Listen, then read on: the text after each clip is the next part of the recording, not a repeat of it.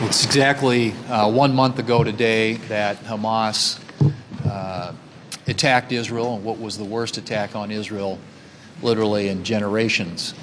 And the administration's principal objective should be to get the hostages out. They should be doing everything they can to make sure that we get Americans here at home safely.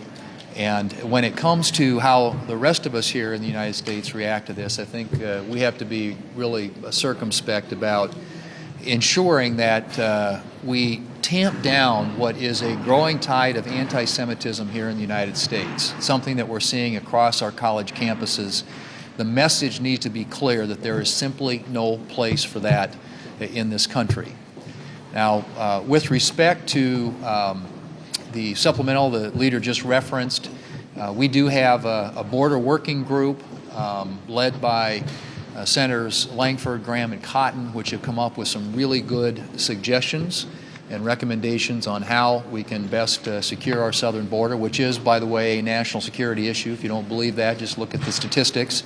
There have been 3 consecutive years in a row now that have shattered and broken every past record under this current administration, and partly because the Biden administration, essentially after they got into office, decided to abandon all the policies that were working in terms of securing the southern border, and the results speak for themselves. We now are faced with, as I said, the worst, literally worst crisis at our southern border that we've ever seen.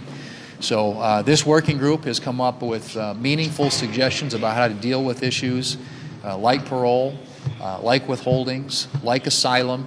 They are significant policy changes that will help slow the flow at the southern border. And I would hope that the administration, the Democrats here in the Senate, more broadly in Congress, would sit down and have a conversation with our negotiators on this to make sure that we're doing everything we can to secure a southern border that has become not only a humanitarian crisis, but clearly a national security crisis. Now is the time to fix it, and we have the solution.